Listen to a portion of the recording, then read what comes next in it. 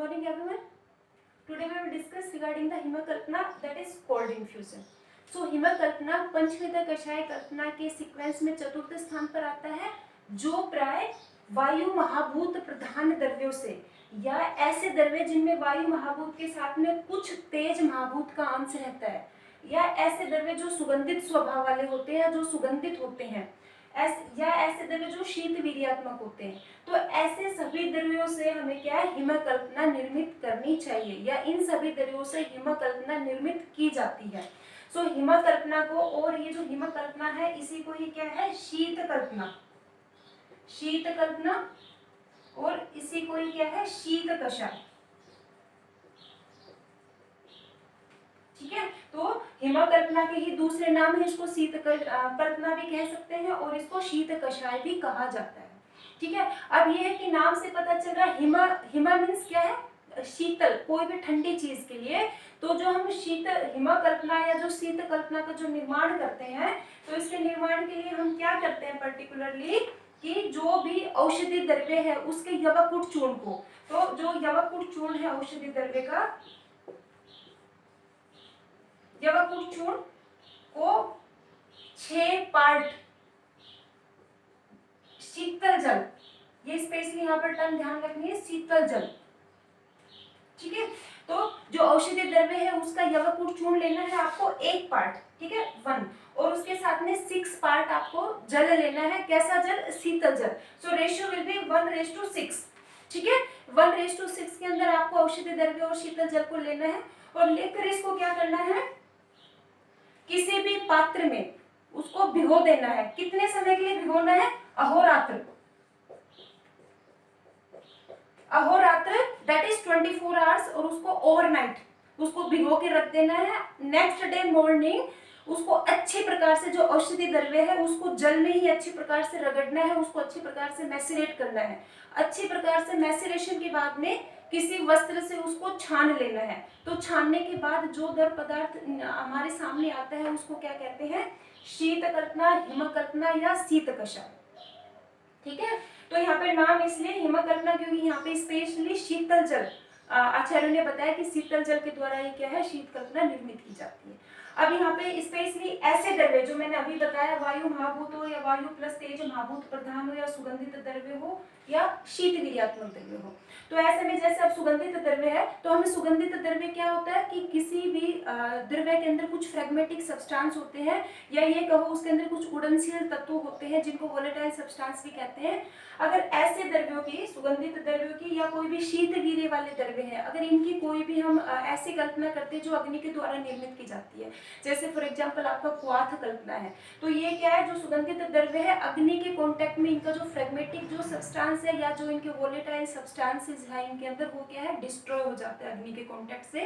या जो शीत वीर्यात्मक द्रव्य है, अगर उनका अगर कोई अग्नि के द्वारा कल्पना की जाती है, जैसे क्वाथ कल्पना करते हैं, तो क्वाथ कल्पना में जो शीत वीर्य वाले जो द्रव्य होते हैं, इनकी क्या है, गुणक्रम चेंज होकर वो उष्ण वीर्यात्मक बन जाते हैं। इसलिए स्पेशली ऐसे द्रव्यों के लिए क्या है, शीत कल्पना और हिमकल्पना आचार्यों ने बताया। तो ऐसा करने से क्या होगा, जो सुगंधित द्रव्यों का जो एसेंस है या उनका जो फ्रेगमेटिक सब्सटेंस है वो डिस्ट्रॉय नहीं होता है, और वो क्या, जल के अंदर ही रहता है, या वो हिमकल्पना के जो पूर्ण जो यवकुट चूर्ण है द्रव्यों का, वो अच्छी प्रकार से क्या है, पानी में ही रहता है और नष्ट नहीं होता है। और जो शीत वीर्यात्मक वाले जो द्रव्य है वो क्या है, ठंडे जल के अंदर शीत वीर्यात्मक ही रहते हैं। तो स्पेशली ऐसे द्रव्यों के आचार्यों ने बताया कि हिमकल्पना करनी चाहिए। तो कैसे करनी चाहिए पता चल गया, 1:6 मीन्स जितना औषधि द्रव्य का जो यवकुट चूर्ण हमने लिया है उसका 6 गुना क्या लेना है, जल लेना है, और दोनों को अच्छी प्रकार से मिलाकर अहोरात्र मीन्स 24 आवर्स के लिए उसको रख देना है, और अगले दिन मॉर्निंग में उसको अच्छी प्रकार से रगड़कर किसी वस्त्र से छान लेना है। तो छानने के बाद जो द्रव पदार्थ हमें प्राप्त होता है वो क्या है, हिमकल्पना है। ठीक है,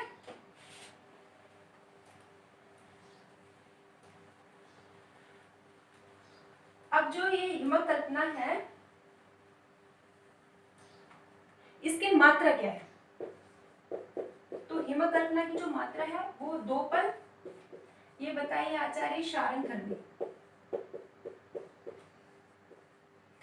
और जो 1 पल जो मात्रा है ये बताइए आचार्य यादव जी ने।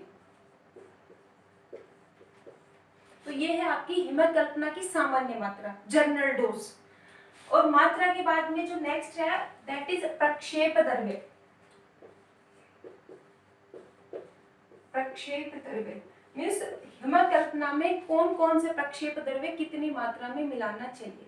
तो जो हिमकल्पना के जो प्रक्षेप द्रव्य है that is just like as the क्वाथ कल्पना प्रक्षेप द्रव्य। इन लास्ट वीडियो मैंने जो क्वाथ कल्पना का जो वीडियो अपलोड किया था आप वहां से भी रेफर कर सकते हो, लेकिन मैं यहाँ पर भी एक बार फिर से बता रही हूँ कि हिमकल्पना में कौन सा प्रक्षेप द्रव्य कितनी मात्रा में मिलाना चाहिए।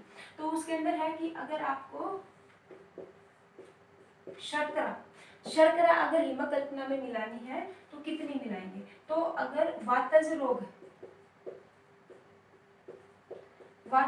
है या पित्तज रोग है या कफज रोग है, ठीक है। तो अगर शर्करा मिला रहे हो वातज रोग के पर्पज से अगर आप मिला रहे हो तो मिलाना चाहिए 1/4 क्वांटिटी में। अगर पित्तज रोग के पर्पज से मिला रहे हो मीन्स जो आपने हिमकल्पना बनाई, अगर आप इस हिमकल्पना को पित्तज रोग के लिए दे रहे हो तो 1/8 आपको शर्करा मिलानी चाहिए। और अगर आप कफज रोगों के पर्पज से दे रहे हो या देना चाहते हो तो आपको जो शर्करा है आपको 1/16 पार्ट मिलाना चाहिए इसके अंदर। और अगर आप मधु मिला रहे हो तो इसको बिल्कुल ट्विस्ट कर देना है, उल्टा कर देना है। अगर आप मधु है वातज रोग के पर्पज से मिला रहे हो तो 1/16 पार्ट मिलाना है। अगर पित्तज रोग के लिए मिला रहे हो तो 1/8 और अगर वातज रोग के लिए मिला रहे हो तो 1/4। तो 1/4 1/8 1/16 किसके पार्ट उसमें लेना, अनुपान में लेना है जितना आपका हिमकल्पना है। हिमकल्पना से 1/4, हिमकल्पना से 1/8 और हिमकल्पना से 1/16, तो उसके कंपैरेटिवली आपको क्या है इतना पार्ट मिलाना है। अगर इसके अलावा आप त्रिकटु, कुछ ऐसे द्रव्य है जैसे त्रिकटु है, शिलाजतु है या गुगड़ू है, हींग है, हींग जो आपका हिंगू है, ये द्रव्य अगर आप मिला रहे हो और इसके साथ में लवण और क्षार, अगर ऐसे कोई भी द्रव्य अगर आप हिमकल्पना में मिला रहे हो तो आपको एक क्षाण प्रमाण दैट इज 3 ग्राम इतने रेशियो में क्या मिलाना चाहिए। इसके अलावा अगर आप मूत्र कोई मिला रहे हो, कोई मूत्र है या कोई दुग्ध है या तेल है या घृत है या कोई अन्य द्रव है, कोई अन्य द्रव या साथ में आप अन्य द्रव के साथ कोई चूर्ण अगर मिला रहे हो हिमकल्पना में तो आपको एक कर्ष दैट इज 12 ग्राम की मात्रा में मिलाना चाहिए। तो ये है हिमकल्पना के प्रक्षेप द्रव्य के कौन से द्रव्य को कितनी मात्रा में मिलाना चाहिए। इसके बाद में है हिमकल्पना के एग्जाम्पल्स। तो हिमकल्पना के अगर मैं एग्जाम्पल बताऊं आपको तो हिमकल्पना के एग्जाम्पल्स में है जैसे धान्यक हिमक, जो दूसरा है सारीवादी हिमक, कई है इसमें सारीवादी हिमक एक्सेट्रा। तो इसमें I will explain only one that is धान्यक हिमक। तो धान्यक हिमक में क्या करते हैं, धान्यक लेते हैं एक पार्ट धान्यक लेना है और धान्यक को थोड़ा सा कूट कर उसका यवकूट टाइप का चूर्ण बना लेना है, ठीक है। उसमें 6 पार्ट शीतल जल मिलाना है, तो रेशियो विल बी 1:6 रेशियो हो गया। अब इसके बाद मिलाने के बाद में उसको अहोरात्र में 24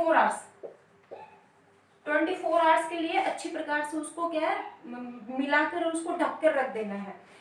24 आवर्स के बाद में नेक्स्ट डे क्या करना है, मैसरेशन, उसका दोनों हाथों से अच्छी प्रकार से मैसरेशन करना है, उसको रगड़ना है और अच्छी प्रकार से रगड़ने के बाद में किसी वस्त्र से उसको छान लेना है, ठीक है ना, फिल्टर। और फिल्टर करने के बाद में जो फिल्ट्रेट आता है, जो द्रव पदार्थ हमें प्राप्त होता है वो क्या है आपका हिमकल्पना, उसे हिमकल्पना कहते हैं। तो वो हो गया आपका धान्य का हिम, ठीक है। तो जितने भी हिम है आपके, जितनी भी हिमकल्पना है सभी इसी प्रकार से क्या है निर्मित करनी है आपको। तो ये क्या है हिमकल्पना का सामान्य मेथड है, सामान्य विधि है हिमकल्पना बनाने की। एग्जाम्पल के बाद में है सावधानी।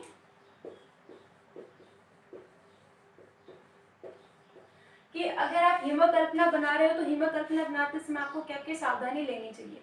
तो इसमें फर्स्ट तो ये है कि हिमकल्पना के लिए आपको अभी मैंने बता दिया यवाकुट चूर्ण लेना है। यवाकुट चूर्ण मीन्स जो भी औषधि द्रव्य है, औषधि द्रव्य का यवाकुट चूर्ण आपको उपयोग करना चाहिए।